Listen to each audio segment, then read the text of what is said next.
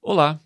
Começamos mais uma edição de Janela Internacional, um programa da TV FPA dedicado às questões mundiais, à política externa do governo Lula e à política de relações internacionais do PT.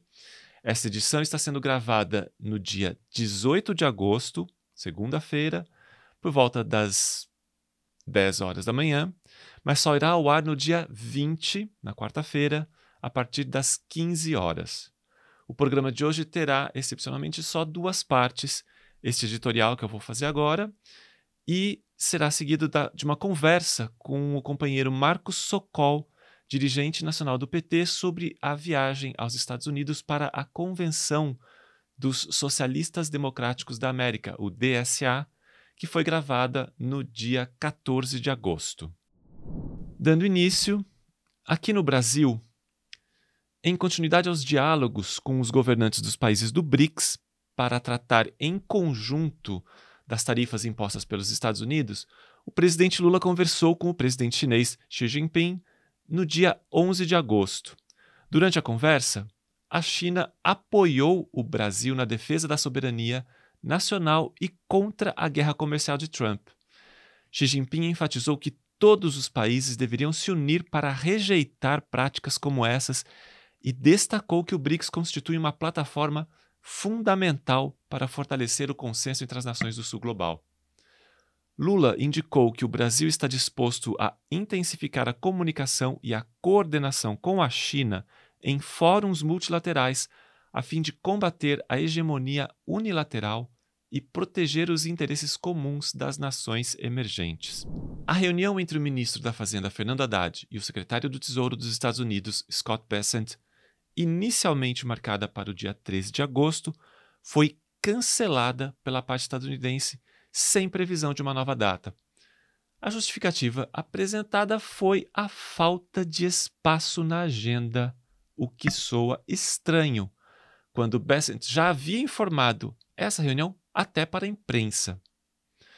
A atitude foi vista pelo Brasil como consequência de uma articulação da extrema-direita estadunidense, e Haddad afirmou que o Brasil tem tido um tratamento mais difícil quando comparado a outros países e blocos econômicos. Também foi vista como um sinal da falta de abertura do governo dos Estados Unidos para negociar com o Brasil sobre a questão tarifária e que se trata mais de um tema político do que econômico. O Itamaraty anunciou a formação de uma força-tarefa para elaborar uma resposta formal ao processo aberto pelo representante comercial dos Estados Unidos numa investigação aberta por Trump sobre supostas práticas comerciais desleais do Brasil, como desmatamento ilegal, regulação de serviços digitais, corrupção, tarifas preferenciais e prazo para registro de patentes de medicamentos. Há também um questionamento sobre o PIX, sob o argumento de ser uma concorrência desleal às empresas de cartão de crédito estadunidenses. O país tem até 18 de agosto, hoje, para apresentar seus argumentos por escrito. Segundo uma reportagem do jornal O Globo, integrantes do governo Trump disseram a interlocutores brasileiros que mensagens críticas às autoridades, especialmente o ministro Alexandre de Moraes, continuarão sendo publicadas nas redes sociais da missão diplomática dos Estados Unidos no Brasil. As convocações de Gabriel Escobar, o encarregado de negócios e atual responsável pela embaixada estadunidense em Brasília, não surtiram efeito, e a Casa Branca ameaça intensificar o tom contra outras figuras políticas e jurídicas, não ficando apenas contra Moraes. Pelo lado do Itamaraty, há uma tendência a evitar ações mais drásticas que possam levar a represálias contra a embaixadora brasileira em Washington, Maria Luísa Ribeiro Viotti. E em 13 de agosto, Marco Rubio, secretário de Estado dos Estados Unidos, anunciou a revogação dos vistos de Mozart Júlio Tabosa Salles, atual secretário de Atenção Especializada à Saúde do Ministério da Saúde, e Alberto Kleiman, ex-funcionário do governo brasileiro, por serem cúmplices do programa Mais Médicos. Rubio acusou Salles e Kleiman de serem responsáveis ou de terem ajudado o governo cubano no estratagema para explorar trabalhadores da saúde cubanos por meio de trabalhos forçados. Lembrando que o programa Mais Médicos levou 15 mil médicos, em sua maioria cubanos, para municípios, bairros e distritos sanitários indígenas que tinham déficit de profissionais de saúde, garantindo atendimento a quase 63 milhões de pessoas em 4 mil municípios brasileiros. A revogação de vistos chegou a ser matéria na mídia estrangeira, inclusive dos Estados Unidos, como forma de pressionar o Brasil e punir Cuba, ou um ataque à medicina pública cubana internacionalmente reconhecida. Em pronunciamento durante evento em Pernambuco, Lula disse que é importante eles saberem que a nossa relação com Cuba é uma relação de respeito a um povo que está sendo vítima de um bloqueio há 70 anos. Hoje estão passando necessidade em um bloqueio que não há nenhuma razão. Nos Estados Unidos, o governo ordenou no dia 14 o envio de forças aéreas e navais para o sul do Mar do Caribe, para enfrentar o que chamou de ameaças de cartéis de drogas latino-americanos. Alguns dias antes, Donald Trump havia anunciado o uso das Forças Armadas para perseguir quadrilhas de drogas latino-americanas que foram designadas como organizações terroristas globais e instruiu o Pentágono a preparar opções para operar em espaço aéreo e águas internacionais. Trump fez da repressão aos cartéis de drogas um objetivo central de seu governo, como parte de um esforço amplo para limitar a imigração e proteger a fronteira sul dos Estados Unidos. Nos últimos meses, seu governo enviou ao menos 2 navios de guerra para auxiliar nos esforços de segurança nas fronteiras e no combate ao tráfico de drogas. Nesse mesmo dia, o governo venezuelano confirmou que estava mobilizando tropas em suas águas territoriais no Caribe para combater o narcotráfico em resposta à operação militar dos Estados Unidos. Trump também havia oferecido o envio de tropas estadunidenses para o México, a fim de ajudar no combate ao tráfico de drogas. Mas a oferta foi firmemente recusada pela presidenta mexicana Claudia Sheinbaum. E no dia 11 de agosto, Donald Trump anunciou que enviaria 800 soldados da Guarda Nacional para a capital, Washington, e assumiria temporariamente o departamento de polícia da cidade, invocando uma lei que permite ao presidente assumir a força policial por 30 dias quando houver condições de emergência. Ele disse que estava declarando uma emergência de segurança pública na cidade. Centenas de policiais e agentes federais se espalharam por Washington, supervisionados pela procuradora-geral Pamela Bondi. A prefeita democrata de Washington, Muriel Bowser, refutou as alegações de Trump sobre violência desenfreada, observando que os crimes violentos atingiram seu nível mais baixo em mais de 3 décadas no ano passado. Esses crimes, incluindo assassinatos, chegaram a aumentar em 2023, tornando Washington uma das cidades mais mortais do país, mas caíram 35% em 2024, de acordo com dados federais, e mais 26% nos primeiros 7 meses deste ano, de acordo com a Polícia Municipal. No entanto, Bowser adotou um tom diplomático e disse que ela e membros de sua administração trabalhariam com o governo federal. Na semana anterior, Trump havia adotado um tom mais forte, chegando a sugerir a retirada da autonomia de Washington e a implementação completa do poder federal.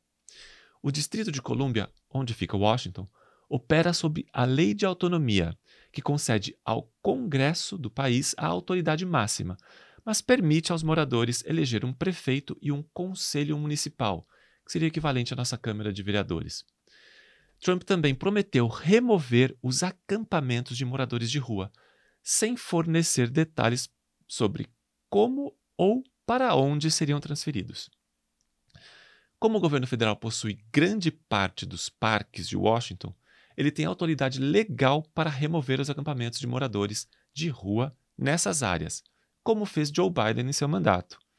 mas não pode forçar as pessoas a se mudarem da cidade por falta de abrigo. As tropas da Guarda Nacional foram enviadas a Washington em outras ocasiões, por exemplo, em resposta ao ataque ao Capitólio dos Estados Unidos em 6 de janeiro de 2021 e durante os protestos de 2020 contra a brutalidade policial. E esta é a segunda vez, somente no verão do Hemisfério Norte, que Trump envia tropas para uma cidade governada por democratas, a primeira tendo sido Los Angeles em junho, sem a aprovação do governador da Califórnia, Gavin Newsom. Ele ainda sinalizou que outras grandes cidades com liderança democrata podem ser as próximas, incluindo Chicago, onde há muito tempo é assolada por crimes violentos, embora tenha diminuído significativamente nesse primeiro semestre. Durante sua campanha eleitoral, Trump defendeu uma visão de lei e ordem com conotações raciais, destacando cidades de maioria democrata como Baltimore, Chicago e Washington, todas com grande população negra, ao falar sobre criminalidade desenfreada em áreas urbanas. Vamos agora ao Oriente Médio.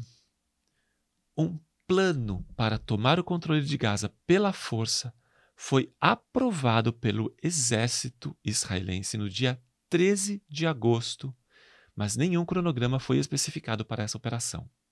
Enquanto isso, o Hamas denunciou no mesmo dia incursões agressivas na cidade de Gaza. Mesmo dentro de Israel, há grande oposição ao plano de expansão da guerra, especialmente por colocar em risco os reféns israelenses ainda vivos. Um dos críticos é o chefe do Estado-Maior, o general Eyal Zamir, o mesmo que aprovou a estrutura principal do plano. Outras críticas avaliam a diferença entre as posições do governo e do exército e o custo diplomático para essa operação. Os objetivos de Israel ao que se refere como guerra em Gaza são desarmamento do Hamas, retorno de todos os reféns vivos e mortos, desmilitarização da faixa de Gaza, controle israelense sobre a segurança no enclave e criação de um governo civil alternativo que não seja o Hamas ou a Autoridade Nacional Palestina. Na outra ponta, o ministro das Finanças, Bezalel Smotrich, de extrema-direita, anunciou a aprovação de um plano para construir 3.400 unidades habitacionais para assentamentos ilegais numa área próxima a Jerusalém Oriental, o que inviabilizaria ainda mais a solução de 2 estados. Um porta-voz de Smotrich chegou a anunciar uma coletiva de imprensa para o dia 14 em uma declaração intitulada Enterrando a Ideia de um Estado Palestino. Este plano, no entanto, não é novo. Ele remonta ao governo de Yitzhak Rabin, de centro-esquerda, e está congelado desde 2005 devido à pressão internacional, particularmente dos Estados Unidos. O projeto construiria na área E1, única reserva de terra no coração entre as 3 principais cidades do território palestino, Ramallah, Jerusalém Oriental e Belém, onde vivem aproximadamente 1 milhão de palestinos. Em carta divulgada em 14 de agosto, mais de 100 organizações denunciaram uma nova legislação israelense que dificulta ainda mais o trabalho das ONGs humanitárias em Gaza, acusando as autoridades israelenses de usar indevidamente a lei que regulamenta essas ONGs para recusar pedidos de entrega de ajuda. Isso cria mais um obstáculo com consequências graves. Em Gaza, a desnutrição está atingindo níveis dramáticos e milhares de feridos correm o risco de nunca se recuperarem. ONGs como ANERA, CARE e Oxfam afirmam ter toneladas de suprimentos vitais prontos para entrar em Gaza, mas que se encontram retidos a poucos quilômetros do enclave. Amand Bazerol, chefe das operações de emergência da ONG Médicos Sem Fronteiras, disse que equipamentos essenciais não chegaram. Segundo ela, o número de feridos é o mais alto desde o início da guerra. 13.500 somente em julho e já são 5.600 entre 1 e 9 de agosto.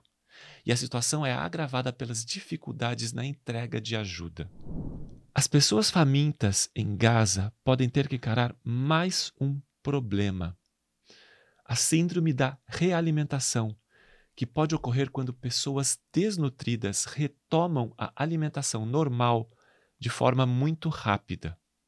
O problema surge depois que um corpo desnutrido se adapta a uma nutrição reduzida, levando o metabolismo e as funções orgânicas a desacelerar para lidar com a fome, o que deixa o corpo mal preparado para processar um retorno repentino de nutrientes, que pode interromper processos orgânicos críticos e levar à arritmia, e pode ser fatal. Até 8 de agosto, 197 pessoas, sendo 96 crianças, já haviam morrido de inanição por causa do bloqueio e da ofensiva militar israelense.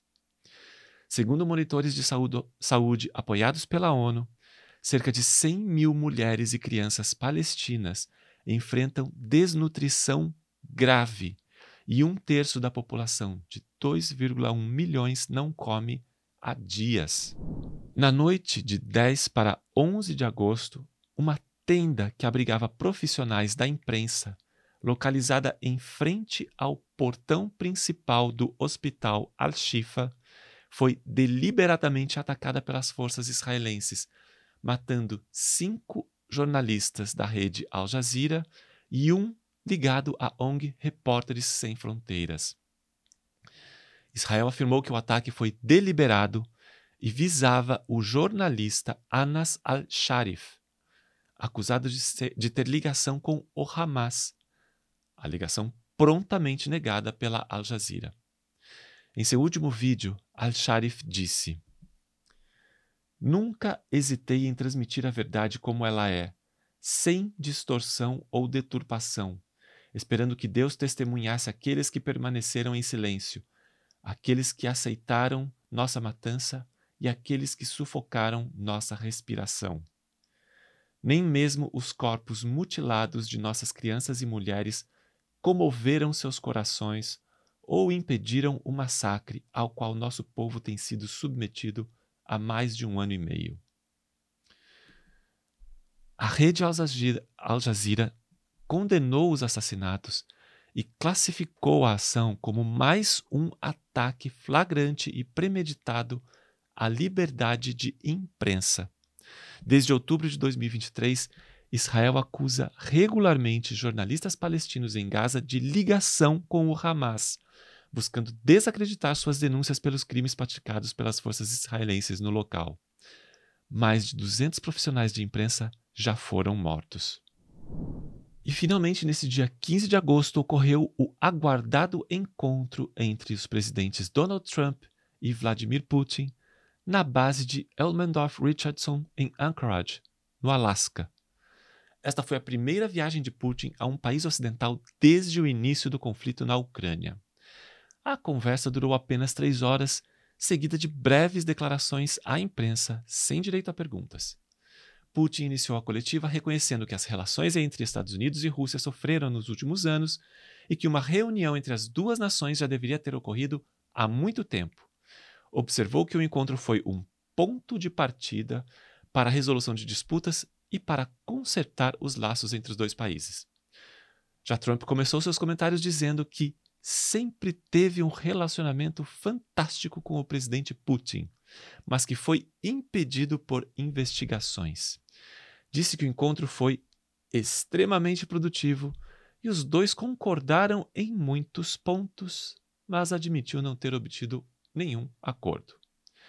Ambos reconheceram que a segurança da Ucrânia deve ser garantida, mas um acordo formal para encerrar o conflito não foi assinado. De concreto, Putin convidou Trump para um encontro em Moscou, que este considerou possível apesar das críticas que poderia gerar. A avaliação geral foi de que o encontro foi uma vitória simbólica para Putin, que conquistou visibilidade, legitimidade e atenção global, apesar do mandato de prisão internacional. Trump o tratou como aliado, isso também foi visto como um triunfo para Putin. Por sua vez, o desempenho de Trump foi criticado, sendo definido como uma falha estratégica e por não se manter firme na defesa da soberania ucraniana. Entre aliados europeus e a Ucrânia, a ausência de Zelensky e a possível pressão sobre o país para ceder territórios geraram preocupação. Ao final, a cúpula foi vista como um espetáculo simbólico sem avanços concretos. No dia de hoje, 18 de agosto, estava agendada uma reunião entre Zelensky e Trump, com a presença de líderes europeus para apoiar o presidente ucraniano. Não temos os detalhes até o momento desta gravação e retomaremos o assunto no próximo programa. Fiquem agora com nossa conversa com o companheiro Marcos Sokol. Muito obrigado. Olá, estamos aqui hoje com o companheiro Marcos Sokol, dirigente do PT, que esteve representando o partido no Congresso do DSA, os Socialistas Democráticos da América, que este ano foi em Chicago, nos Estados Unidos. Sokol, bem-vindo. Bem-vindo, digo eu, agradeço o convite. Muito bom estar aqui com você para aprender um pouco essa história e essa luta que tem feito o DSA nos Estados Unidos, né? Para começar aqui, o DSA é dentro dos moldes dos Estados Unidos. É um partido, não necessariamente um partido como o nosso aqui, como nós temos aqui no Brasil, à esquerda nos Estados Unidos, mas que nas eleições os seus candidatos normalmente se inserem entre os democratas. Então ele estaria como um grupo dentro dos democratas nas eleições, mas tem uma vida política totalmente independente e realmente à esquerda nos Estados Unidos. Aí eu peço, Sokol, o que você pode agregar para a gente saber um pouco mais sobre o DSA? A gente tem que olhar com os óculos dos Estados Unidos, né? Isso. Então, ele não é exatamente um partido de democracia política. Não é exatamente um partido, porque, entre outros debates que eles têm, que eu pude acompanhar, é a oportunidade de constituir um partido. Então, o trabalho dele no plano institucional, assim como você falou, é disputar sistematicamente as prévias para conselheiro municipal, que é o equivalente ao nosso vereador, para deputado estadual, senador estadual, porque lá tem um senado nos estados, deputado, e em geral eles apoiam um candidato a presidente do Partido Democrata. Mas eles não são, como no Brasil a gente poderia achar, uma tendência do Partido Democrata. Uhum. Eles têm trabalho nas comunidades, fora, e às vezes contra o parlamentar abertamente contra o parlamentar democrata. Aí isso aí depende de quem é o parlamentar, se ele é mais aqui, mais assado, né? E a primeira coisa que eu quero dizer na convenção que eu vi foi uma energia impressionante.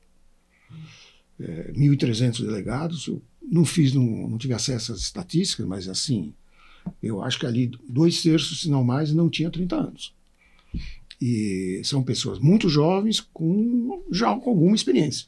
Vamos lembrar que o DSA tem origem já há algumas décadas atrás, mas era uma organização de pequeno tamanho, que nos anos 90 para os anos 2000 começou a ter um crescimento, e depois que eles apoiaram o Bernie Sanders, senador Bernie Sanders, que não era do Partido Democrata, era um independente, que se lançou na interna prévia para presidente, aí eles tiveram um crescimento mais relevante, ficaram mais importantes, vamos assim dizer. E aí vieram a público certas figuras, como a Alessandra Ocasio-Cortez, que foi eleita deputada, uma outra negra, muito popular, que me foge o nome agora. Teve Ilhan Omar também? Não, essa daí não foi reeleita, era. Ilhan foi. Mas tinha uma negra, Coral Bush. Coral Bush. Quando chegou na reeleição, o lobby judaico lá, que é muito poderoso, lobby sionista, vamos usar a palavra, porque judeu não sou de origem também. O sionismo é outra coisa. Sim. Aproveito para dizer que eu luto contra o sionismo desde os 16 anos de idade.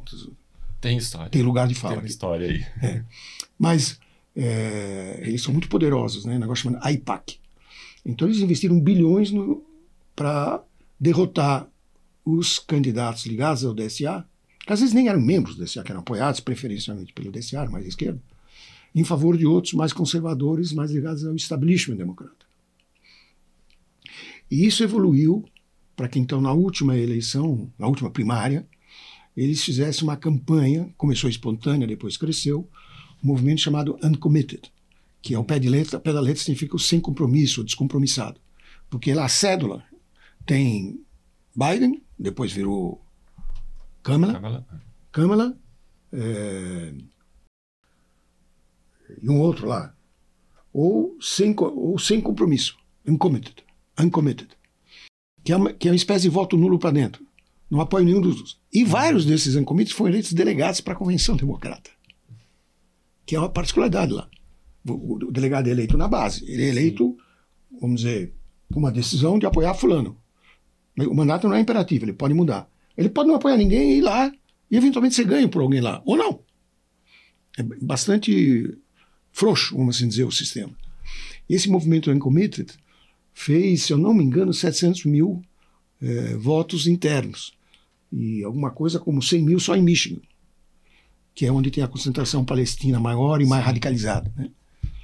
E que também é uma das regiões de concentração do automóvel, né? Sim. Do UAW, o sindicato tradicional. A capital Detroit, que foi a capital do automóvel durante muitas décadas. Né?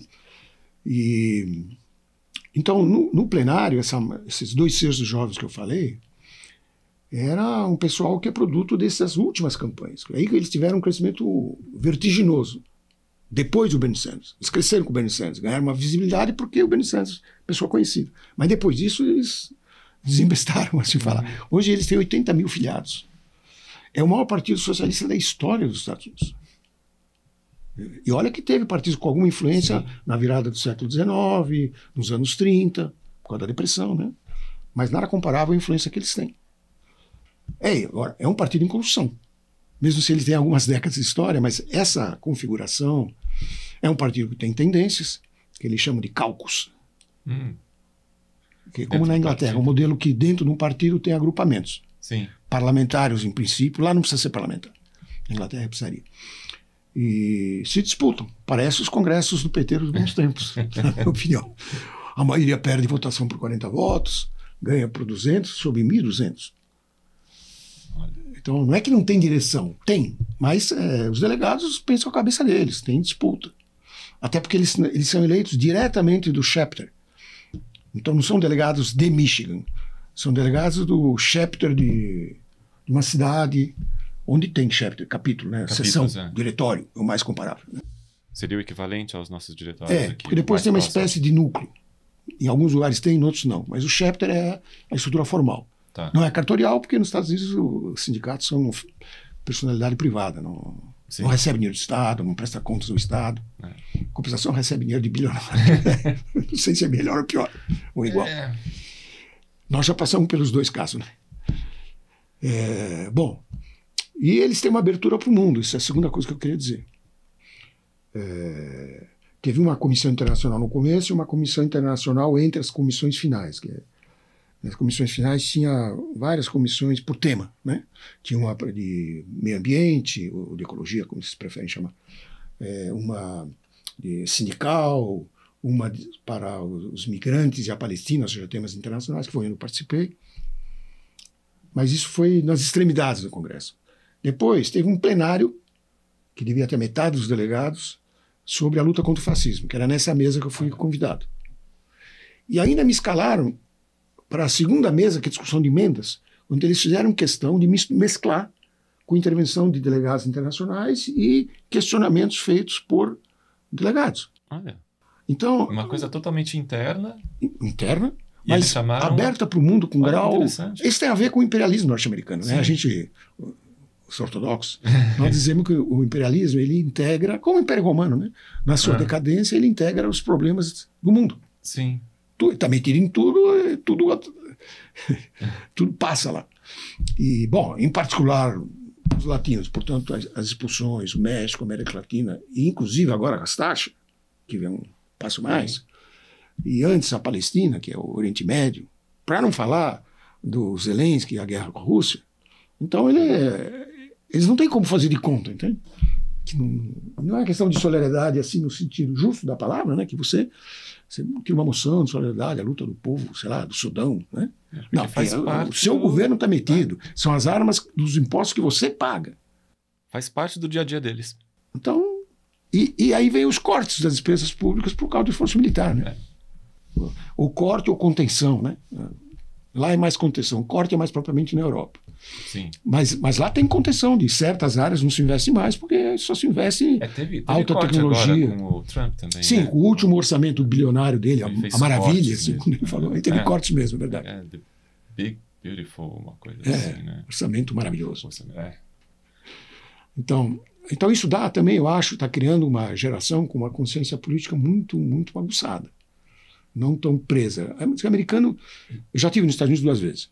Uma das vezes eu fui foi logo depois da primeira eleição do Lula, num seminário em Colômbia, que é uma universidade de elite. Sim. Mas você percebia pelo nível de informação que eles vivem um mundo muito fechado. Claro, tinha a guerra do Vietnã, tinha tido Kuwait, tudo isso. Mas isso é para uma franja da população. A grande maioria tinha uma ótica muito restrita. Agora não é mais. As manifestações são gigantes. A manifestação No Kings, em abril, eles discutem até hoje lá se tinha 3, 4 ou 5 milhões. Da onde? De qual? Uma jornada chamada No Kings. Sim, sim. O que é o No Kings? Era uma manifestação que foi programada quando o Trump anunciou que o aniversário dele ia ter um desfile militar em Washington, com aqueles tanques enormes, tanque Abrams. Aí começou um choque não público, porque lá não é Coreia, nunca lá não é Coreia nem Moscou, eles não estão acostumados com isso aí. E o projeto do Trump é autocrático. Então, isso para ele foi uma fonte de inspiração, assim dizer. Aí começou uma reação popular.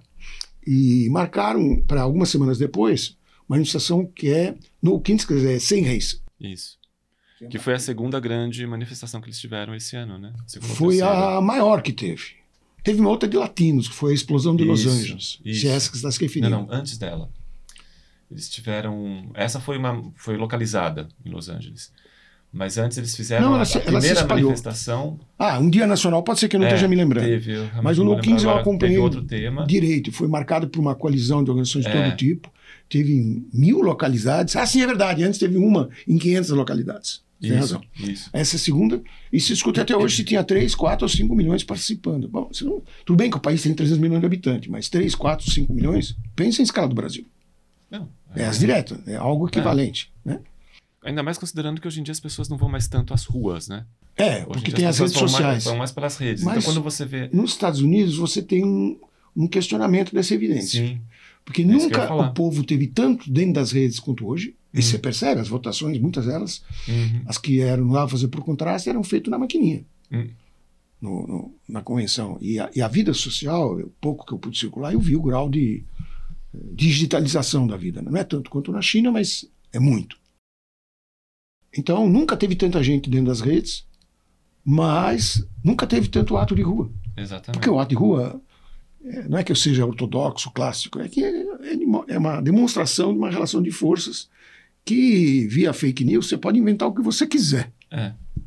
Que tem não sei quantos milhões na rede, uma pesquisa foi encomendada que diz que... Mas na rua não tem como. Agora aí, você sobe, fotografa, desculpa, meu irmão, tem isso aqui. É isso. E as pessoas aprenderam, né? Porque elas foram enganadas. Aquele negócio do Facebook, a manipulação, começou na Inglaterra, aquele Cambridge, não sei o quê, e daí foi para os Estados Unidos. Cambridge Analytics. Exatamente, foi para os Estados Unidos. Então as pessoas se mancaram. Então é como se tivesse uma revalorização do espaço público. O que é bom. É ótimo. Porque tem mais debate, mais, né? Então, literalmente a voz das ruas, né? A voz das ruas. O crescimento do DSA, ele é a maturação combinada de um amadurecimento da sociedade, malgrado o ataque da direita, ou por causa do ataque da extrema-direita, da traição dos democratas, que é um negócio vergonhoso, e num processo lento de acúmulo, como te disse há várias décadas do partido, mas que nos últimos 10 anos, vamos dizer assim, decolou, em condições que não foram as melhores. Porque, você sabe essa lei Magnitsky? É do Obama. Sim. É um negócio absurdo. O Magnitsky foi um parlamentar da época. Que o Obama era considerado progressista. Progressista, numas, né? O Biden simplesmente não cumpriu nenhum dos compromissos que ele assumiu com os trabalhadores. Então tem um grau de frustração que poderia facilmente, e em parte foi, recuperado pela extrema-direita, em parte foi. Mas em outra parte alimentou o surgimento de uma coisa que a rigor é nova, velha, mas nova. Na escala que ela está, sem precedente. O que me deixa otimista. A gente não está... porque no começo, eu lembro, depois da eleição do Trump, o fascismo venceu, o fascismo no mundo todo, Estados Unidos, porque é um país sério, veja você, como é possível eleger um cara desse? Daí vem aquela conclusão, né, que já entra um pouco nas nossas polêmicas, que a única coisa que dá para fazer é frente ampla, ampliar. É o contrário do que fez o DSA, por exemplo. A situação é diferente, mas é o contrário do que eles fizeram. Por exemplo, uma das votações que ganhou nessa convenção foi que não tem lugar no DSA quem não rompe com o sionismo. Olha. Porque já teve deputados que eram sionistas. O próprio Bernie Sanders era da esquerda sionista. Sim. Ele não era membro do DSA. Ele tinha posições muito progressivas em relação à questão sindical. Mas na política internacional, não é só em relação ao... É também em relação a Israel. Mas não só. Mas ele mantém essa posição hoje? Não, porque fizeram sit-in na porta do gabinete dele até que ele declarasse que era um genocídio. Ele não conseguia entrar. Quando ele entrava, não deixavam sair. No começo, realmente, ele foi muito cobrado pela não posição clara dele. Né? Ele ficava assim, reduzir as bombas, vamos não sei o quê, sabe? As posições meio de campo. Para a base dele não colava. Para outros que tinham uma base, vamos assim, mais conservadora, mais classe média, mais acomodada, vai. Embora hoje a opinião pública americana está 67% ou 68% contra a continuação do armamento. Contra. Então, se tiver uma consulta, se tiver uma eleição, a eleição de meio mandato, o ano que vem, lembre-se que o próprio Trump foi eleito contra a guerra. Ele não foi eleito fazendo campanha a favor da guerra. Eu vou acabar com a guerra em 24 com um telefonema. Da Ucrânia em 48 horas. Então, muita gente votou achando que bom. Inclusive um sindicalista conversando comigo, ele falou que sobre os temas políticos é difícil unir os trabalhadores. É mais fácil uni-los contra a guerra. Em Gaza. E aí é a grande maioria contra a guerra. Uma pessoa do DSA? Do DSA, sindicalista. Lá na convenção da madeira, da indústria da madeira. Que interessante. E estranho ao mesmo tempo. Eu não vou dizer que é uma estatística, porque foi um... Mas não me surpreendeu, porque, você sabe, a história é muito concreta, né? A FLCAO, a direção da Central Sindical Grande, no passado, ela criou uma cultura conservadora, até onde ela pôde. Então, nas questões sindicais, eles negociavam, barganhavam, faziam greve, né? Mas era um pouco não ia muito além disso, né? Deixava um espaço. Não havia um partido socialista, nunca houve. Sim. Houve nos anos 30, mas depois... Então ficava um espaço e foi pelas beiradas do Partido Democrata que os movimentos comunitários, que aqui se diria identitários, mas eles chamam de comunitários, sindicais, buscaram um canal de expressão e foram constituindo um eleitorado de esquerda, como na Morte. É um eleitorado de esquerda, que tem a maioria nos sindicatos. Mas nacionalmente não é assim em todo lugar, né? Esse cara era do interior, esse cara que falou comigo, não lembro de que interior, maneira de falar, de algum estado meio oeste, assim, um estado mais difícil. Que normalmente são estados bem mais conservadores, republicanos. Mas os trabalhadores são contra a guerra. Quem era a favor da guerra era o Biden. Não, no debate eleitoral, ele defendia. E, aliás, os democratas, nas últimas décadas, são historicamente mais intervencionistas que os republicanos. Muito mais. Então, se pegar desde a Segunda Guerra... desde o Truman. Sempre eles... Não que os republicanos não tenham, acho que os republicanos iniciaram menos, guerras a do Iraque. As 2 guerras do Iraque. Deve ter tido mais alguma, mas os democratas, eles são mais.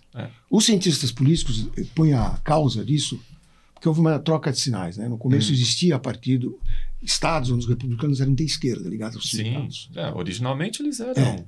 como é que chama? O Lincoln, era o progressista. Exato, ele era progressistas, eram republicanos, o nome vem daí, quer dizer, a ideia da divisão dos poderes, democracia, direito de cidadania. Eram eles, de repente. A própria questão negra. Sim. Né? Já os democratas eram o sul conservador. Agora, o que aconteceu ao longo? É que eles são exportadores. O norte industrial, durante muitos anos, produzia para o mercado interno, grosso. Então estava preocupado com o desenvolvimento da nação. Vamos sintetizar assim. Os exportadores, como no Brasil, estão se lixando ao redor. Então eles estão preocupados em conquistar mercado. Garantir o controle dos mercados. Então isso é uma cultura mais favorável ao intervencionismo, segundo quem estuda. Eu estou repetindo aqui o que eu li. Né? E eu acho que faz sentido, né? Até que chegou a gestão na época dos direitos civis. Aí consagrou essa imagem dos democratas, né, de mais abertos socialmente. Né? Mas eles nunca deixaram de apoiar guerra nenhuma imperialista. E, vamos dizer, até o começo dos anos 2000, existia um tipo de solidariedade. Fosse o governo democrata, fosse o governo republicano, quebrava o pau internamente, mas guerra fora, eu vou contra, por favor, estamos juntos. Quer manter, assim, posição império. Unificada, mas hoje já não harmônica. Hoje já não é assim. O Trump fez campanha contra a guerra do Biden.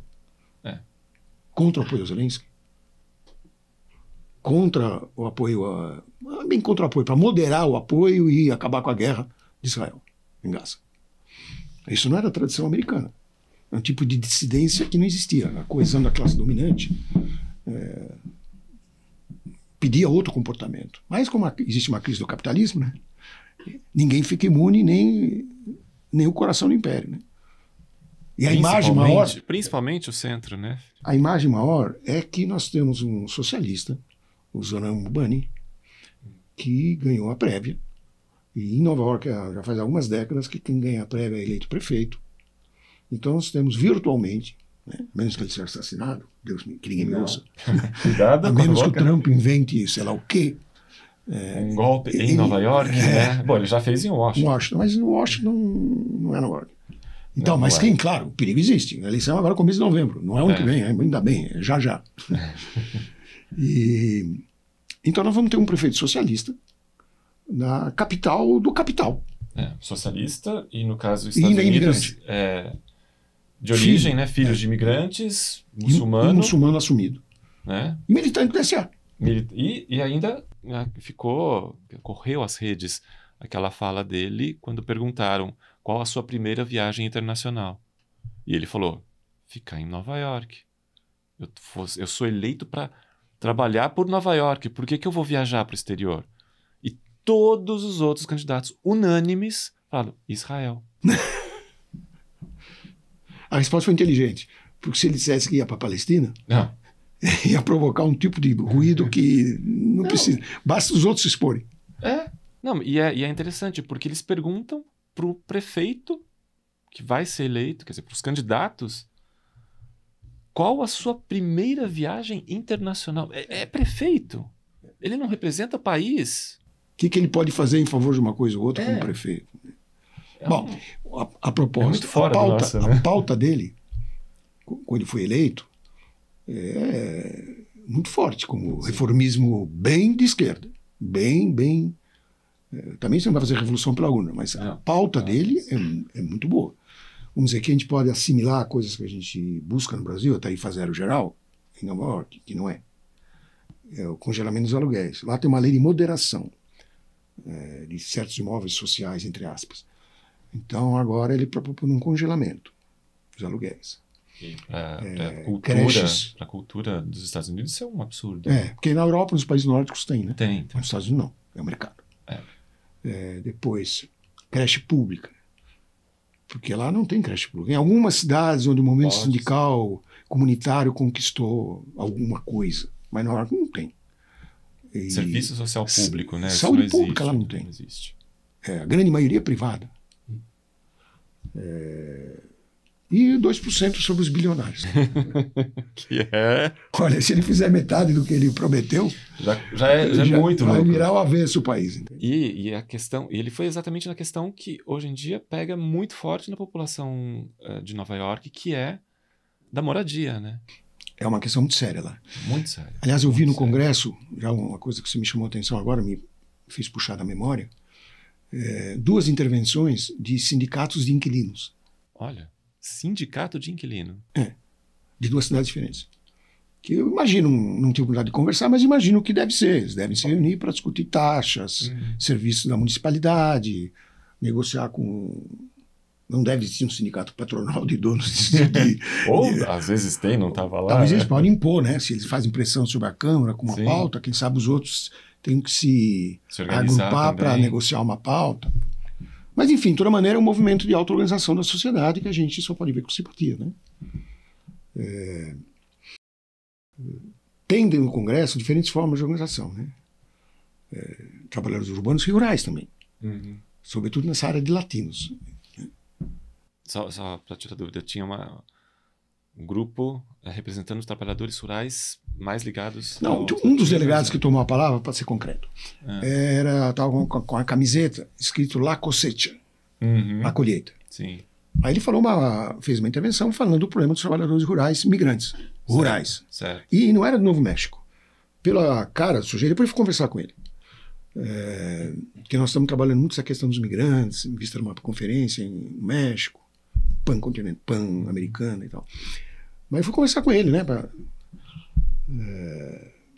E eles são uma organização, tipo um sindicato, de reivindicação de trabalhadores imigrantes que não são ocasionais. Podem não ter trabalho o ano todo, mas não são aquele que entra e sai, até porque cada vez é mais difícil entrar e sair. Então eles vivem no limite da sociedade, vamos assim falar. Olha. E o cara estava lá como delegado do chapter dele, que eu não me lembro agora exatamente qual era. Uhum. Mas Então, eu ia falar, tem múltiplas organizações dentro. Múltiplas. Tem dirigentes sindicais, que falam lá com o dirigente sindical. Tem esse tipo de trabalhador rural.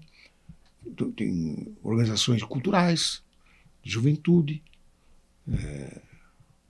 BDS, por exemplo, muita gente da campanha do BDS. BDS só para o boicote, desinvestimento e sanções. Isso nos Estados Unidos é bem enraizado. Eu não sei se nasceu lá, mas é bem enraizado. Não lembro, acho que não nasceu lá não. Mas não sei, mas é bem enraizado. Está bem forte lá, você percebeu isso? Bem, a julgar por ações diferentes lugares, resultados. Tem supermercados que tiraram os produtos israelenses. Olha. Redes. Sim. Tem outras redes que tiraram os que vêm dos assentamentos. Uhum. Um negócio interessante para contar é que eu participei no final de uma discussão lá, de uma comissão que era Palestina e o título, né? Era, nenhum petróleo para a Palestina e luta contra as deportações. Esse era a chamada. Bom, tinha gente de vários países, começou com uma intervenção dos cubanos, colocando o problema das sanções, que o Trump endureceu, a situação difícil na ilha e tudo bem. E tudo bem. Tudo que a gente imagina, né? Daí a discussão foi evoluindo para Gaza, foi aí que eu tive uma noção melhor do tipo de envolvimento deles. E quando chegou nos latinos, uma mulher, que depois vinha saber que é brasileira, mora há 24 anos nos Estados Unidos, ou 20 anos nos Estados Unidos, mas fala português perfeitamente, da região de Belo Horizonte, e que mora em San Diego, organiza, ou é parte, ou acho que ela é a líder, de uma campanha de boicote, de BDS, específico sobre deportações, que é uma campanha para boicotar as empresas que trabalham para deportação. Porque você deportar alguém, tem uma série de serviços que são envolvidos, Sim. Principalmente o avião. Então tem uma empresa, tem até na carteira que está lá um cartãozinho, a Velo chama. É uma empresa, não é a Delta Airlines, mas é uma empresa da costa oeste. É de aviação. De aviação.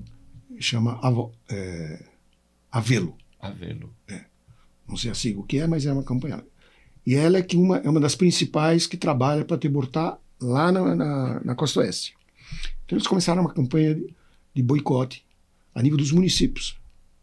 Então ou eles têm um vereador, ou eles chegam num vereador que eles podem influenciar e fazem uma discussão na Câmara contra a deportação. o sentimento que o migrante compete com a gente, isso aí caiu muito. E com a brutalidade da ICE, literalmente as pesquisas mostram que a gangorra virou. Com a brutalidade. Você percebeu isso? Não, eu não percebi, eu vi as pesquisas. Tá. Não posso dizer que eu tive uma circulação pelo país suficiente. E no ambiente que eu estava, era covardia. Também não tem, naquela região também não tem, não está tão forte essa questão da deportação quanto... É mais para a costa... Mais para a costa oeste, costa oeste e o sul. Mas eles chegam, então, um vereador leva a discussão para a Câmara proíbe a empresa de pousar no aeroporto lá. Olha. Então o Trump tem muitos poderes, mas a democracia americana, como explicou o Tocqueville, né, é bem espalhada, bem por baixo.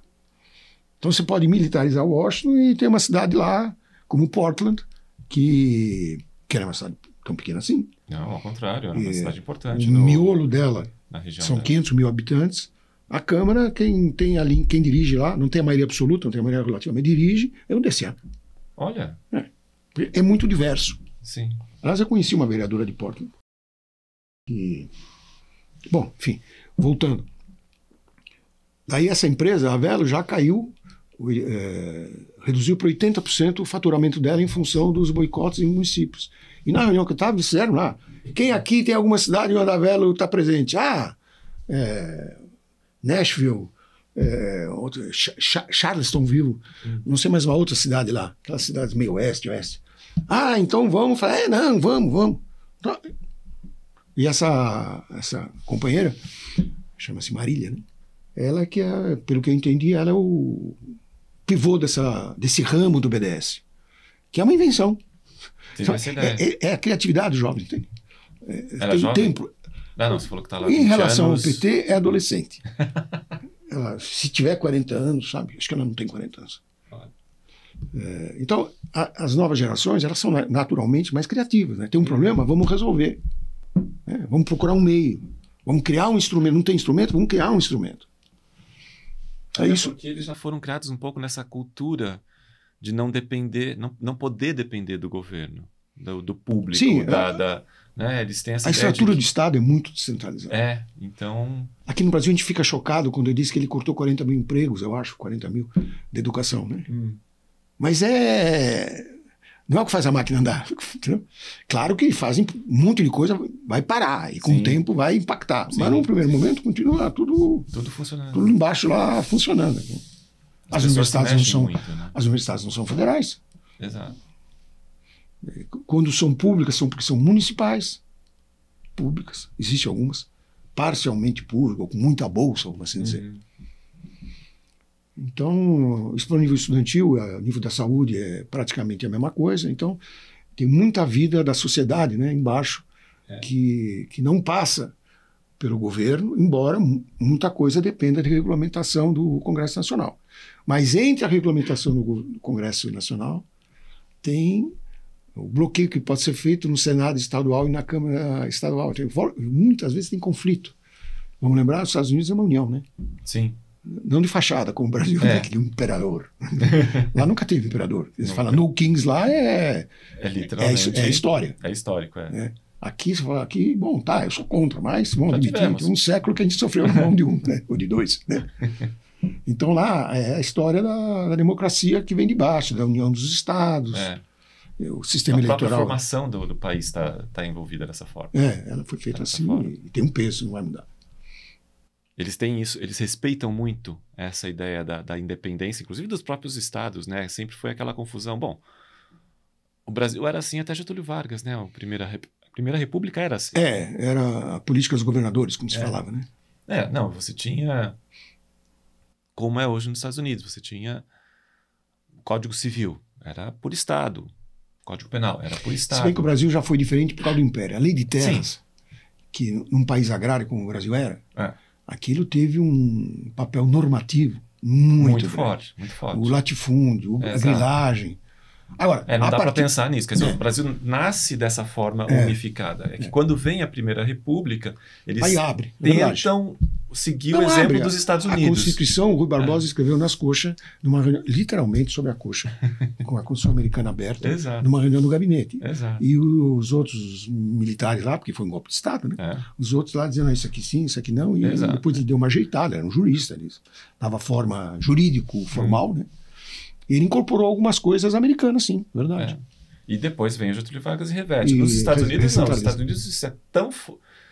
nasceu desse jeito e as pessoas defendem isso com paixão, não é nem mais uma... Sim, a vida deles. É um dogma isso para eles, isso não se mexe. Eles respeitam isso ao máximo. Tanto é que, recentemente, aquela questão do aborto, para muitos, para os setores progressistas, foi aquela ideia, não, é uma reversão, mas para muitos setores, aquilo foi uma volta à independência original dos estados. E sempre tem esse embate lá, né? Cada estado decide. Não, a história da marihuana, que é muito conhecida, a mesma coisa. A liberalização do uso, como eles falam, recreativo da maconha. Da maconha foi estado por estado. Tem estados que não tem hoje. Mas voltando aqui um pouco da questão convenção, né? Não foi um congresso. Eu falei congresso. Eu acho que eles não têm essa figura no estatuto deles, porque a convenção faz tudo como o congresso faz. É a mesma coisa. Ela adota resoluções, muda pontos do estatuto e só o nome então que muda. E como é que chama? E elege a direção. É tudo que na cultura europeia, né, que a gente herdou, é tudo como o congresso faz. As conferências, na cultura europeia, as conferências, não tem convenção, né? Então, as conferências são órgãos deliberativos mais restritos, né? Com amplitude mais restrita. Lá não. Outra tradição americana é que as convenções são abertas. Mas abertas, você precisa se inscrever 3 meses antes, não é porta aberta. Quando você diz Aliás, abertas, tem um controle na porta. Quando se diz abertas, é para não militantes? Para não delegados. Não delegados. Militantes que querem assistir à convenção. Tá. Olha que interessante, quer dizer, trazer as pessoas... uma certa transparência, né? Sim. Alguém que está interessado, alguém que quer ver bem essa história que estão contando. E como é longe, lá tudo é mais ou menos longe, né? Então, são pessoas que têm algum interesse político. E, em outro caso, eu já sei de outras organizações de outro tipo que têm essa tradição também. É uma coisa americana. As convenções tem os delegados. A Comissão Democrata, sim também. Mesma coisa. Tem os delegados que levantam lá o crachazinho e depois das galerias, não sei bem como eles credenciam, mas são credenciados separadamente. E se apareceu esse tema lá, eles chegaram a debater as dificuldades, ou comentar com você as dificuldades de como para formar um partido, de fato, legalizar como enquanto partido? A discussão não é a dificuldade de legalizar, a discussão é da oportunidade. Porque os termos do debate, assim, ninguém falou vamos sair, abandonar segunda-feira, ninguém falou assim. Uma discussão é definir que lançaremos um candidato socialista em 28. Tá. Isso foi aprovado. Então, tudo leva a crer que em 28 eles não estarão condenados a escolher entre um mal menor. Como foi ano passado. Como foi ano passado, que aliás o DSA sobre isso se dividiu. Uma parte apoiou a Câmara e outra parte não votou ninguém. Seguiu a linha do uncommitted. E teve gente que não falou nada também. Mais uncommitted. Eles não tinham, como é que eu vou fazer, acúmulo, para usar uma maneira como a gente fala no Brasil, para tirar uma posição assim, sólida. Tá. Né? Mas, evidentemente, não é o objetivo, eles sabem disso. Então, para 28 já tem essa decisão de trabalhar para ter um candidato socialista. Para outros... Para ter esse candidato tem que estar um partido formalizado. Não. Também você tem que disputar a prévia democrata. Dentro do Partido Democrata eles vão disputar. Com um nome socialista. Assim como nessa prévia presidencial, a recomendação era não votar em ninguém, alguns votaram na Câmara. Certo. Alguns, né? Porque aqui, ao caso Cortes, votou no Biden até o fim. E ela não é mais reconhecida como membro pelo DSA nacional. Não. Olha. Ficou até o fim. Já tinha muito cara, assim, que não era exatamente progressista, que já tinha largado de banda porque o cara estava atrapalhando. Porra. E ela ficou ali, né? Então, sabe, a vida... Parlamento é fogo. Política... Ela não é reacionária, não é isso. Mas ali ela, vamos dizer, faltou o compromisso com o DSA, teve uma frustração muito grande, ela continua tendo relações com o DSA em Nova York, fez campanha para o candidato a prefeito. O Mamdani. O Jundani. Mas você vê que eu estou dizendo para mostrar que é dinâmico. Uhum. O próprio DSA é dinâmico, não é uma coisa fechada. Então, eles não tinham nome agora. Uhum. Na eleição mais atrás tinha o Bernie Sanders, Certo. que era socialista, Certo. se declara socialista, É. e que eles apoiaram. Então agora eles vão trabalhar para ter um socialista candidato. Tem gente que acha que já nas eleições do ano que vem, De meio de mandato. de meio mandato, é uma política de arrumar as malas, sabe? A gente vai só votar em candidato socialista. Ah, Ou seja, só vamos votar em nós mesmos. para dar mais visibilidade. Os argumentos podem ser que dá mais visibilidade ou avançar na construção do novo partido, né? E a maioria diz que não, porque os trabalhadores não romperam com o Partido Democrata. Apesar da impressão que existe um desgaste em particular que o Biden capitalizou, mas foi na primeira eleição, o Cinturão da Ferrugem. Porque nessa eleição ele já não foi bem no Cinturão da Ferrugem, que é uma região de fábricas antigas, né? Então não é assim, não tem uma clivagem social que dê base estável para um partido socialista, distinto do Partido Democrata. E como disse um delegado, foi muito aplaudido, eu arriscaria dizer majoritariamente aplaudido sobre esse assunto, a maioria dos democratas que estão contra a direção falida do Partido Democrata estão dentro do Partido Democrata. Então eles estão disputando esse pessoal. Estão tentando, nas prévias. Estão tentando reverter o estrago. Estão disputando, Se dá pra falar se dessa dispondo forma. a constituir uma bancada forte. Uhum. Ele já tem dezenas, se não for centenas, de conselheiros municipais, eles têm prefeitos, têm deputados estaduais, têm senadores locais. Eles têm um corpo parlamentar. Mas num país como os Estados Unidos não é suficiente para um partido. Você precisa de muito dinheiro para construir um partido. Então, mais provavelmente, eles vão virar um partido extra-parlamentar, com alguma coisa que resta. Porque o Musk anunciou que vai fazer um partido. Sim, Não sei se ele vai persistir, mas ele tem dinheiro para isso. é isso que eu ia falar. Porque Ele pode, né? Ele pode. O que pode acontecer é que outros partidos que existem, que têm expressão regional, podem ter até um vereador, mas não são um partido nacional, né? De esquerda. Tem alguns pequenos, né?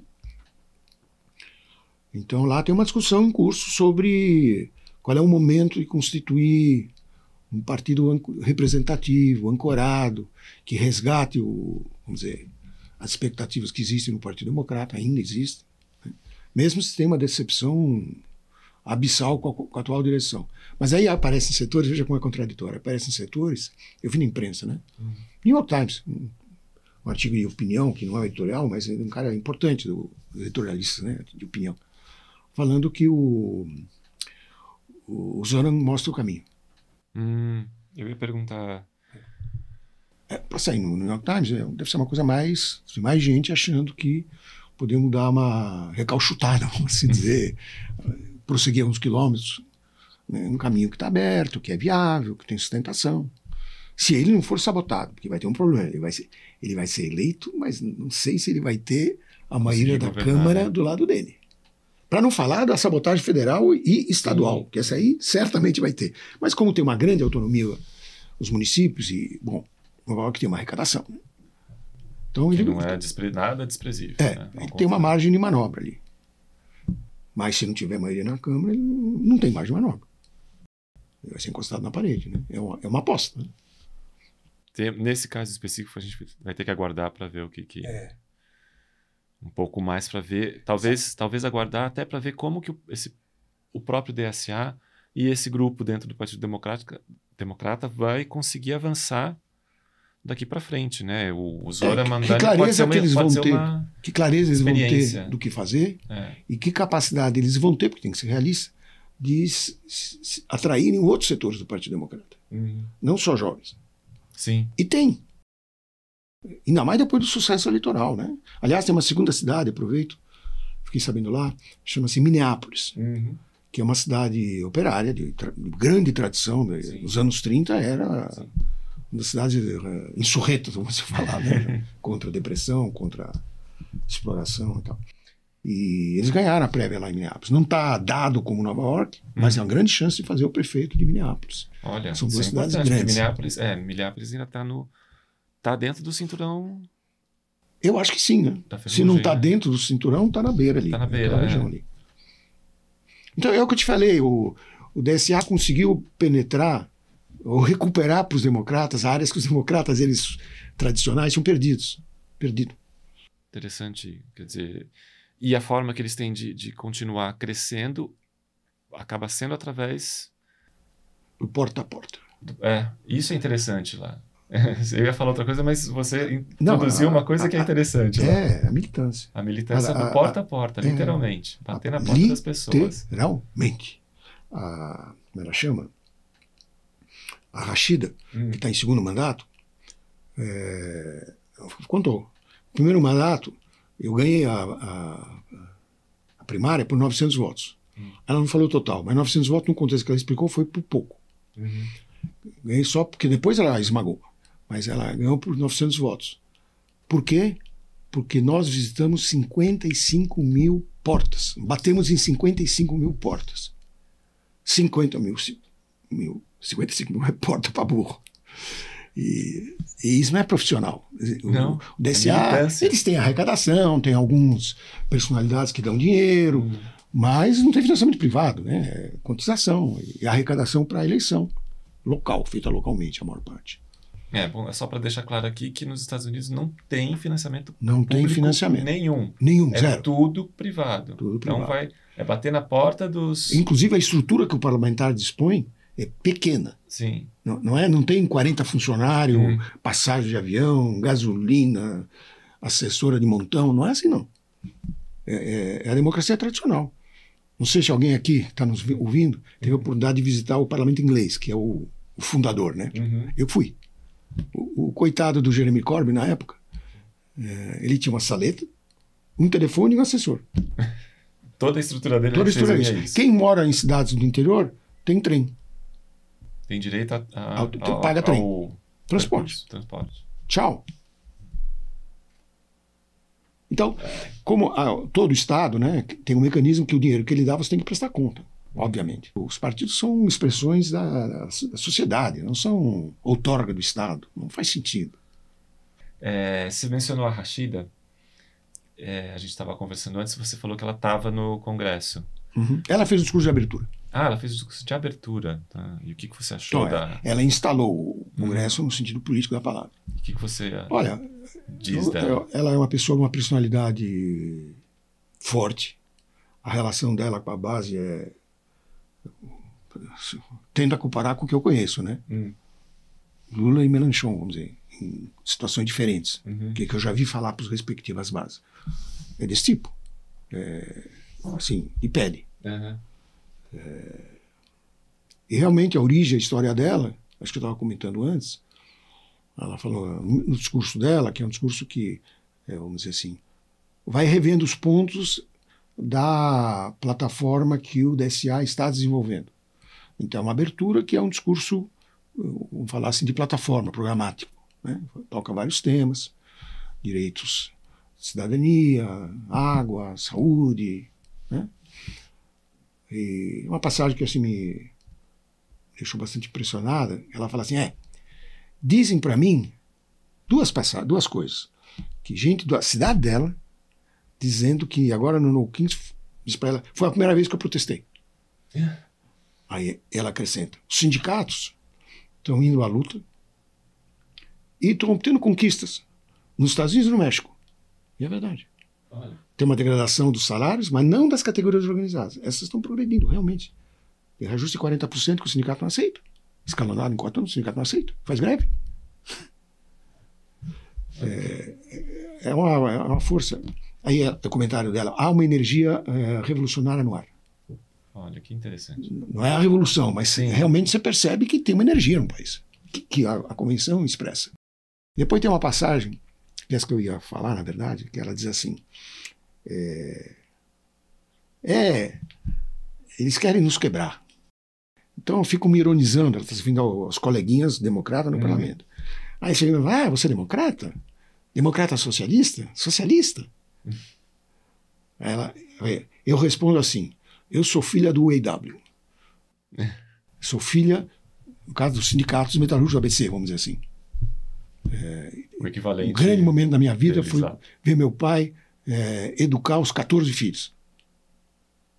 Então é um negócio classista e, ao mesmo tempo, uma empatia muito grande com a vida das pessoas. Né? É um discurso impressionante, o discurso dela. E ela termina dizendo assim, e nós vamos vencer porque nós não temos alternativa. Forte. Forte. Isso é forte. O discurso é forte. E é interessante porque, assim, ela mesma é nascida nos Estados Unidos, mas é filha de Sim, imigrantes. filha de um palestino. E ela é taxada constantemente pelo fato de ser uma imigrante. Não, terrorista, agente do Hamas. Vocês não imaginam que... Bom, você pode imaginar, porque no Brasil não é pior. Não é igual. Não foge. Nós só não temos um deputado palestino. Já tivemos. Sim. No começo do PT tinha. Hoje, na bancada atual, acho que não tem. De origem palestina. E tirando a base dela, que a base dela é em Michigan também, né? É. Tirando a base dela, ela consegue ter voz fora no resto do país ou algumas Eu acho regiões? que sim, porque me mandaram... Eu não tenho certeza, eu não viajei pelo país. Mas eu recebi shorts de entrevistas dela para esses talk show noturnos, sabe? Que são... E não é daquele Democracy Now!, que é meio da esquerda, não. Bem de esquerda. É para programas ali que eu não sei avaliar, mas onde ela é ouvida. Então ela tem algum tipo de... Bom, ela é uma personalidade, ela foi expulsa da Câmara dos Deputados na sessão. Foi um escândalo no país. Sim, não tô lembrado disso. No momento da votação do orçamento, no processo de votação do orçamento, ela subiu essa tamanca, o orçamento militar. Não agora, no ano anterior, no ano da guerra. E no primeiro ano da guerra. Se expulsa. Eu lembro dela levantar a voz. Eu realmente, agora que você falou que ela foi levantando plaquinhas também.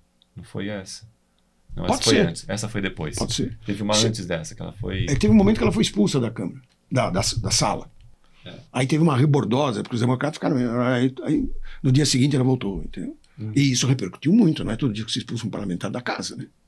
Ainda mais lá, que tem... Nos Estados Unidos não é normal. Né? Não, ao contrário, lá tem um peso muito forte. Você não toma a mesa da Câmara, assim, não é assim. E você vê que ela pode até talvez não ter tanto peso, mas ela é ouvida. Eu acho que ela é uma voz... ela é ouvida. Tanto que ela foi eleita por unanimidade. Ela foi uma votação, ganhou no primeiro turno. E não é uma coisa casual, não é que ela é de uma minoria indígena de uma cidade, não. É um negócio, o debate que ela faz é nacional, é a guerra, é o enfrentamento com Biden, com a AIPAC, com a imprensa pró-sionista. Esse é o debate que ela faz. Você falou também, aproveitando a deixa, você falou também da mesa que era dos trabalhadores e da Palestina. Isso. A mesa chamava Palestina mesmo? Tinha 4 mesas, se eu não estou enganado. Tinha uma mesa ao mesmo tempo. Né? Depois que acabou a sessão, votou as emendas, se instalaram 4 sessões separadas, voltadas para a ação, vamos dizer assim. Um negócio legal. Tinha uma dos ambientalistas, tinha outra que era sindical, Labor, né? E tinha uma que era, vamos dizer, causas internacionais, que era nenhum petróleo para a Palestina. Palestina. Para Israel, perdão. Que é a briga com a Chevron. Com a Chevron? Sim, a Chevron é o principal fornecedor. Inclusive com o petróleo brasileiro. Mas é a Chevron. Talvez petróleo venezuelano também, né? Porque possivelmente. Eles voltaram para a Venezuela, né? É petróleo de qualquer lugar, mas é a Chevron. Olha. E deportações, era a mesa com esses 2 temas. Foi essa mesa que eu participei. Depois, na parte da tarde, aí se recompôs o plenário para votar a eleição dos dirigentes, novos dirigentes. Porque no dia anterior tinha se parado para votar os presidentes, que é co-chair. Lá tem... Lá é tudo T2. É o consulado romano redivivo. Tem 2. Que obrigam um certo diálogo, né? Sim. E tem a questão da paridade também, né? Mas é uma paridade que chega mulher. até isso. Então, essa reunião de Palestina e imigrantes, que eu falei, era dirigida pelos 2 responsáveis, 2 chefes, 2 dirigentes do grupo de trabalho imigrantes. É um homem e uma mulher. A mulher, no caso, é brasileira, que ela que eu mencionei. Era ela? Olha. E essa questão dos co-presidentes tem acontecido também muito na Europa. Na Europa, você pega bloco de esquerda, pega os verdes, principalmente as várias vertentes dos verdes, no caso da Alemanha também, de Linke, se não me engano, já está. De Linke, sim. Se não me engano, já tem isso. Esse é um negócio que está aparecendo. Eu acho que na Dinamarca e na Suécia também é assim. Também. E lá não sei há quanto tempo mas co-chair, no plano nacional, eles têm já há muito tempo. E agora você quer saber, eu não sei se o segundo é mulher. Não tenho certeza. Deve ser, porque a lógica é que seja.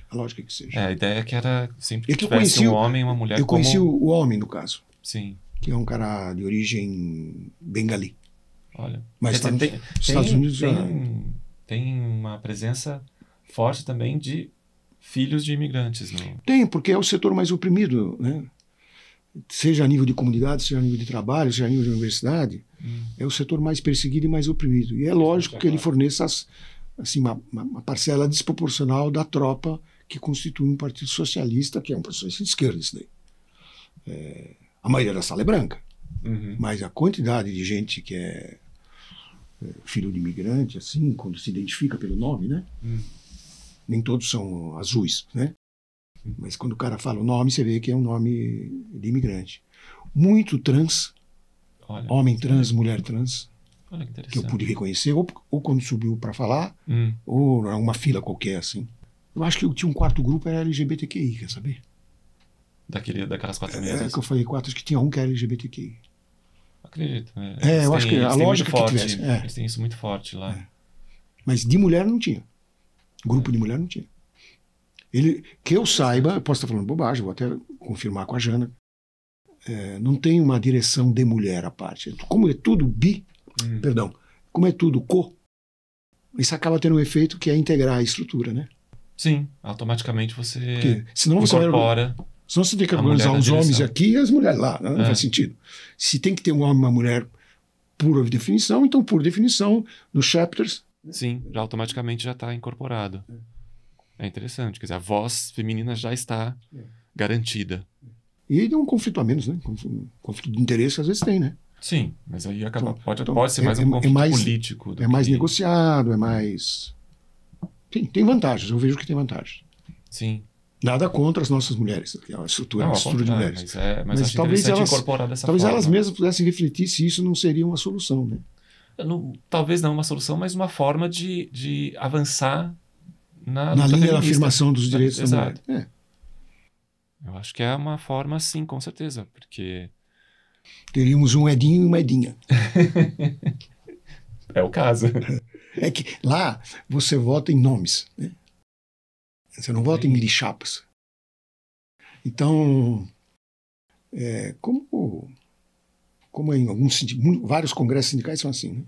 Então ali você vota em nomes que se apresentam para presidente, aí você tem que votar em um homem e uma mulher. Pelo menos um homem, pelo menos uma mulher. Melhor, no máximo um homem, no máximo uma mulher. Tem que ter no seu voto tem que ter um homem e uma mulher. Tem que ter uma mulher. Você pode não votar em ninguém se você quiser, mas não pode votar em 2. Já na lista, para os membros da direção, eles ampliaram a direção de 17 para 23. Olha que é uma direção bem restrita, se você pensar, para um país daquele tamanho. Acho que faz sentido ampliar para 23. Mas fomos num debate lá, a gente não queria, isso aqui e tal. Aí aprovaram por maioria qualificada, porque isso é modificação estatutária, né? Aí precisa ter 60 ou 65, 60%. Normalmente é 60. E aprovaram. Então, você recebe um papel, ficam distribuindo lá panfleto. Parece uma boca de urna no sentido antigo, sabe? Aqui do Brasil, que as pessoas distribuem papel. Tudo literalmente no... Uns com luxuoso, outro mais modesto, pela internet, nas redes. Uma campanha, lá dentro. Você falando assim, eu lembro das campanhas que tinha da década de 80, 90. Me lembro que eu falei, o Congresso me lembrou os bons tempos do PT. Aí, você votava em até 23 nomes. Você não era obrigado a votar em 23. Né? E como é número ímpar, eu acho que não deve ter essa coisa de 50%, 50%. Eu não perguntei. Mas era número ímpar, 17, e é número ímpar 23. Então, sei que você tem que votar, você pode votar até tanto. Não sei se tem que ter um mínimo de mulher, não sei. Para evitar o empate. E aí... Isso evita o empate, é verdade. porque não tem chapa para compor proporcionalmente. Se você vota no nome, não tem chapa, então... Realmente... Mas depois tem uma aferição. Então tem tendências que diminuíram, tendências que aumentaram, tendências que não estavam na direção e na ampliação entraram. Né? Sei por alto, não conheço o detalhe. Mas o equilíbrio geral, pelo que eu falei com duas pessoas, vamos dizer, responsáveis na direção lá, o equilíbrio geral não mudou. Mudou um pouco o perfil, tá? Mas vamos dizer que o DSA continua sendo o DSA. E de um modo geral continua sendo jovem, mesmo na direção. Espero que aumente. No grupo que eu estava esse internacional, o cara perguntou assim, quem aqui tem mais de 2 anos de DSA? Aí levantou a mão, os gatos pingados aí. Quem tem menos de 2 anos? Quem tem menos de 1 ano? Uau! Esse é um grupo, né? Os sindicalistas eu imagino que não seja tão rápido pela natureza da representação. Mas nesse, que é o das campanhas internacionais, que é onde eles põem iniciativa, é onde a juventude vem. Até porque a questão internacional está muito presente na vida deles agora. A questão da guerra da Ucrânia e da guerra da... Justamente, 2, 3 anos para cá. Exato. Quer dizer, então, e está só crescendo, realmente está só crescendo, porque o tema da Palestina, principalmente... quem está participando... Ucrânia menos, mas Palestina, Gaza... O que está... Quem está muito envolvido nisso, você vê cada vez mais jovem. Eu vi de forma, assim, desfiles, pesada, né, como eles chamam, né, manifestações, né, passeatas. Tem uns que eles fazem aquela técnica de aceleração, sabe? É que você vê a carinha. E sempre na tela a pessoa fica mais jovem. Né? Até eu e você. Mas lá eu via que grisalho não tinha ninguém. Ou tinha pouco. Tinha muito jovem. Muito jovem. Inclusive indumentária. Tem várias maneiras que você reconhece, né, que é mais jovem. Mochilinha. Então isso é uma sociedade americana, é algo novo. Alguém me falou lá que nos anos 90 teve uma das guerras lá, eu não sei qual delas, eu não vou citar porque eu vou me enganar, não pesquisei exato, mas nos anos 90 teve um momento lá que teve uma explosão de manifestações muito grandes com muito jovem contra a guerra. Daí as outras guerras já não foi a mesma coisa. Na década de 90 teve a invasão do Kuwait e teve a Iugoslávia, que eu me lembro. Não, a Iugoslávia lá não é problema. O problema foi o Kuwait. Foi o Kuwait? Foi no começo da década. Que foi aquela guerra que, na verdade, era contra o Iraque, não é isso? A invasão do Kuwait pelo Iraque e teve a invasão do Iraque. Então, essa guerra provocou uma reação multitudinária, como se diz. Né? Não equivalente ao No Kings, mas de porte. E depois teve outras guerras, os americanos viram metido em guerra, mas não foi nada dessa escala. Daquela escala, quero dizer. E agora tem uma coisa que é maior do que teve antes. Aliás, quer saber, uma manifestação... É que ela não foi contra a guerra no Kings, né? Era um dos elementos, né? Ela misturava os aposentados, os funcionários públicos, os simples democratas que estavam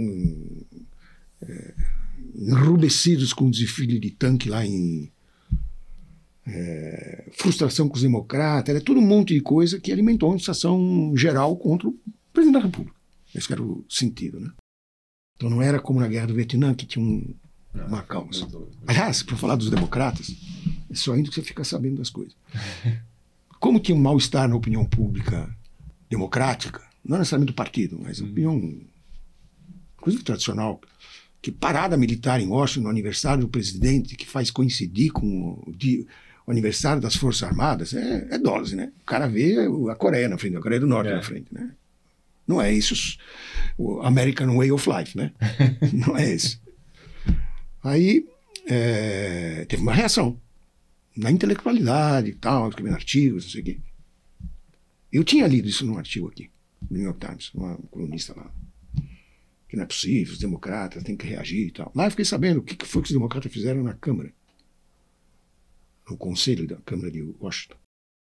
Eles questionaram os desfiles dos tanques Abrams que iam estragar o asfalto de Washington.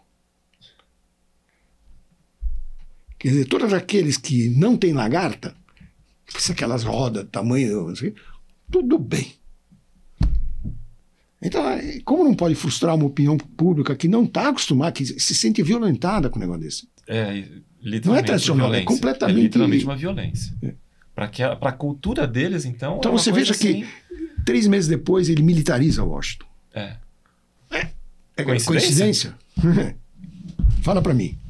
Porque lá eles fizeram a multidão chegar para aplaudir os tanques. E agora ele manda a Guarda Nacional, cujo armamento é pesado. É militar, não é policial. Quer dizer, começou com Washington, foi uma experiência e agora está... Então, nesse sentido... Desculpa, Los Angeles, né? Foi uma primeira experiência e agora... Essa passividade dos democratas, bem que no caso de justiça seja feita, no caso de Los Angeles, o prefeito ou o governador meio que peitou. Que não governador. Tentou, pelo menos. Acho que o prefeito também, de Los Angeles também. Não reclamaram. Não reclamaram do asfalto. Eles tentaram através do Poder Judiciário. Só que o Poder Judiciário também está muito nas corroído. Mãos A cúpula está corroída. Se a cúpula do Judiciário está corroída, não tem como a base prevalecer ao final. Não tem como. Então, como no Brasil, de certo modo, né? À medida que o centro foi se adaptando à extrema-direita nascente, a extrema-direita foi ganhando musculatura. É o que aconteceu lá. E foi o que aconteceu lá. Inclusive, o Partido Republicano do primeiro mandato não é o Partido Republicano do segundo mandato. Não, é verdade. Porque tinha uma margem de resistência dentro do Partido Republicano. A filha do Dick Cheney, por exemplo. Exato. Para dar um exemplo assim, para lá de insuspeito. Ela peitou o Trump. Agora não tem mais nada parecido. Eles estão totalmente de cabeça baixa. O que às vezes a gente encontra um ou outro assim, um grupo está trabalhando para rever essa posição e pode ser que tenha grupo, mas a notícia na não continua. Câmara, as questões de fundo, como o orçamento, são aprovadas com voto em bloco dos democratas. Não todos, mas com voto, não é por um voto. Tem alguma votação por voto, 2 votos? Tem, mas não são as principais. As principais ele arrasta. Ninguém enfrenta. É incrível. Até por isso que assim,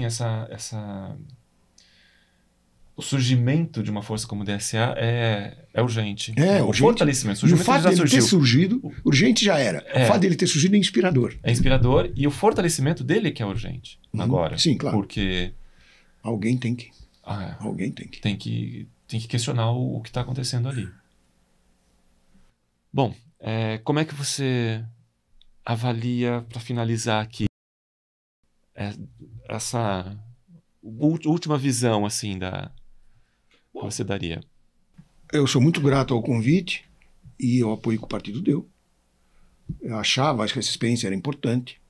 Eu voltei assim muito impressionado e gostaria de fazer por todas as maneiras possíveis que, principalmente os nossos jovens, mas não apenas, que sozinhos eles não vão mover as montanhas, né? Mas eles são a força, né, de renovação, que eles se ligassem, se sintonizassem, que dissessem o que pensam, sabe? Que enfrentem as diferenças políticas de forma aberta e finalmente que o partido seja capaz de se abrir para isso. É uma dúvida. Ele vai ser capaz? Mas é o futuro que eu vejo. Sem isso, difícil. Difícil. Tem que ser. Então é isso que eu trago, assim, uma avaliação geral, que foi uma experiência, além de que pessoalmente gratificante. Não por ter ido para os Estados Unidos, que eu já tinha ido antes, mas esse momento e esse episódio não haverá 2 vezes no século. Essa é a combinação. É bom saber, é interessante saber isso. Bom, eu te agradeço muito. Não, eu que agradeço, dentro desse meu espírito de trazer. Não, é importante a gente conhecer isso, é importante a gente ter isso muito claro dentro do partido, do PT, mas não só, dentro da continuidade política da nossa luta, né? Eu acho que não é uma luta só deles lá.